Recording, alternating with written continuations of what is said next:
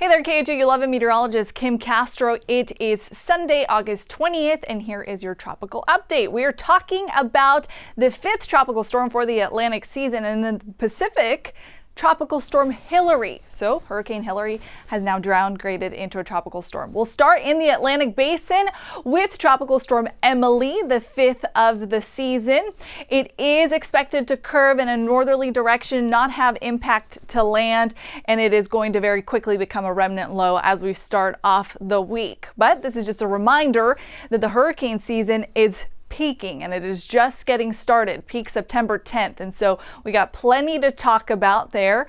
We are watching several areas in the Atlantic Basin. This one, 80% chance of development. It's going to bring a lot of heavy rain for the Lesser Antilles. That's in the easternmost portion of the Caribbean. We got Tropical Depression 6, as well as, like we talked about, Tropical Storm Emily. And then this other area that we're watching coming off the west coast of Africa in the long term. We'll keep an eye on it throughout the week. But in the short term, again, we're still watching this area with a 50% chance of development by the Keys right now. This is the area where it could become an elongated low, maybe a depression, as we start off the week in the Tuesday time frame. We'll talk about the potential for rain impacts here in southeast Texas from that system. It's not looking like it's going to bring us much of anything. It'll bring us a little bit of a rain chance, but unfortunately it is tracking a little bit further and further towards the south. So we're talking about a splash of rain on Monday as we head into Tuesday. Some rain showers along the coast. I think that's the best area to see the highest potential for showers and some downpours from this tropical moisture. I-10 into the south by about the lunch hour, and then after that we'll start to see some of these rain bands with the potential to lift. And you see those areas with darker reds, those could be some of those healthy downpours I was talking about. I know our yards have been parched, scorched with the triple-digit stretch, the rain-free stretch, so any rain that we do get will be very, very welcome here in southeast Texas, but it does move on quickly. And the reason for that, the reason to blame everything really, is this stubborn area of high pressure. Now, because it is parked directly over us, most of the moisture from that potential development zone will stay well south of the Houston area, thinking more Brownsville, South Padre Island, Corpus, to see the majority of the rain. Unfortunately, we are just not budging that high pressure area enough, but we can still squeeze out a couple of good showers from it. We'll see that high pressure area build back in after that, so the triple digit heat will continue. Now let's take it over to the Pacific with Hilary. It was a hurricane. Now it has dropped down its wind speed ever so slightly. It's Cat 1 at 74 miles an hour, so it is barely a tropical storm, still very powerful and impactful, and it is churning quickly, traveling north-northwest at 25 miles an hour, skirting along Baja, Mexico, headed towards the California coastline. So Southern California will see big impacts from Tropical Storm Hilary there.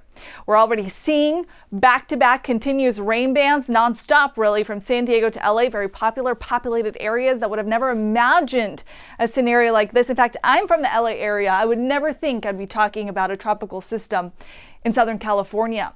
This is going to be especially troublesome for really everybody, but the mountainous communities. Elevation is not going to play a good factor in this equation because of gravity. Any rain that drops down in the mountains is going to quickly run off and create some hazardous, potentially catastrophic issues for this area. So something to keep a very, very close eye on. Here's the track of the storm. Like I mentioned, skirting along Baja California, headed towards SoCal there by the afternoon and the evening hours. 7 o'clock could be the potential main impacts, but really impacts are going to be felt throughout the day because it's really going to be a prolific rainmaker. And this is a tropical storm warning. This area has never seen one in history. It did see a tropical storm in 1939, 84 years ago.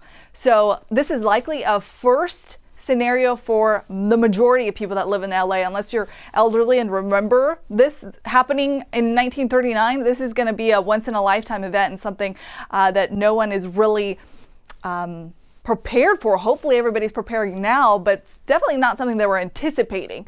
So again, all day today before it exits towards Nevada, heads to Idaho, it's going to have impacts, Nevada as well, Montana, up into Canada even.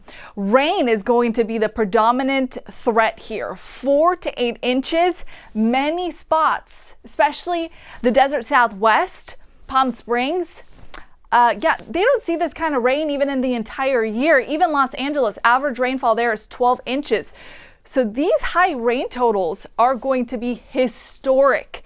And this is definitely going to bring widespread damaging impacts. Like I mentioned, prolific rain all day. That's going to lead to flooding, likely flash flooding, mudslides from the higher terrain gravity like I was talking about.